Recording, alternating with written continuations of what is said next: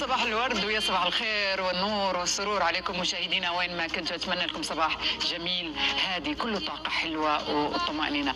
اليوم الصباح وانا جايه ركزت شوي زياده فتداركت انه بدا العد التنازلي لعيد الاضحى المبارك، يعني تقريبا اسبوع يفصلنا عن فرحه العيد، فكل عام وانتم بالف خير من الحين، وحج مبرور وسعي مشكور لكل ضيوف الرحمن، وان شاء الله يرجعون لاهلهم سالمين غانمين ويقضون مناسك الحج بكل خشوع واريحيه. طبعا هالايام لها نكهه ومكانه خاصه، تجهيزات، اسواق، عزايم ولمه عيله تشرح كذا القلب، ومعها روحانيه جميله. فالايام المباركه تقربنا اكثر من الطاعه والعباده. طبعا الله يتقبل منا ومنكم صالح الاعمال.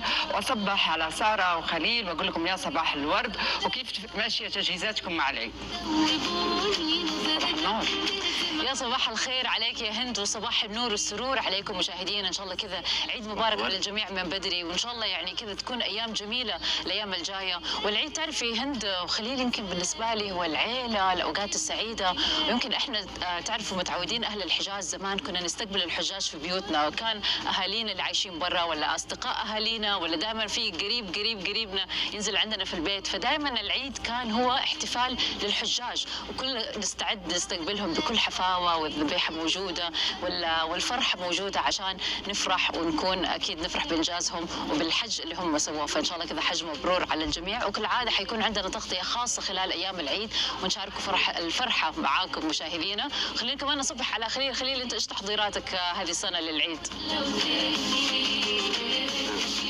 يا صباح الورد عليك سارة وعلى هند وعلى مشاهدي صباح الخير يا عرب. واكيد يعني قبل لا اتكلم عن التجهيزات خليني بس اقول لكم انه انا موجود كالعاده من امس. احنا بدينا تغطيه في المدينه الرقميه في مبنى وزاره الصحه اللي ما شاء الله يعني المكان خليه نحل حتى يكون موسم الحج على اتم وجه، ويامنوا كل وسائل السلامه والراحه لحجاج بيت الله الحرام. وشعور بصراحه يدعو للفخر وكبير جدا لكل موظف احنا قاعدين نشوفهم هنا.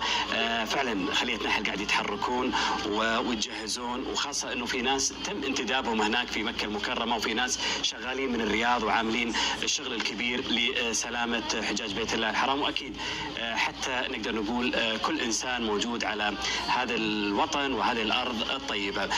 خليني بس اتكلم على الاستعدادات الشخصيه. احنا شو نسمي ساره وهند هذا العيد؟ يسمونه العيد الكبير، ودائما الاستعدادات تكون كبيره. احيانا احنا نعيد، صحيح اللي ما راح للحج هو يعيد ونفس استعدادات عيد الفطر، لكن بعد اللي عنده في كل بيت احيانا عنده ناس يروحون للحج وبعد ما يرجعون نعيد معاهم ونسوي دائما المناسبات الكبيره، ويصير العيد عيدين في عيد الاضحى المبارك. وان شاء الله نقول لكم كل عام وانتم بخير، واستعداداتنا دائما على اتم يعني الاستعدادات، وان شاء الله تكون اعيادكم دائما سعاده وفرح لساره وهند. والحين نقدر نقول بعد ما عيدنا على الكل خلينا نروح عيدنا الخاص في العناوين. يلا إلى العناوين مشاهدينا. في موضوعنا الرئيس هذا الصباح راح نتناول أكثر الكلمات اللي نسمعها في حياتنا، وهي الظروف ما تسمح، ونتساءل هل حقيقي الظروف تحكمنا أم حنا نستطيع أن نتحكم بظروفنا؟ أما فقرة السلامة خرافات الإسعافات الأولية بين المعلومات المتداولة والتصرف الصحيح وقت الطوارئ. مشاهدينا حيكون لنا لقاء مع الإعلامي محمد الكردي للحديث عن بودكاست كلام رجال.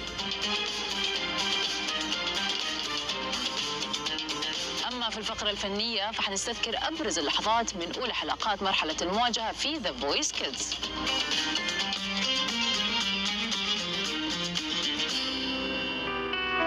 يا صباح الورد مشاهدينا من جديد.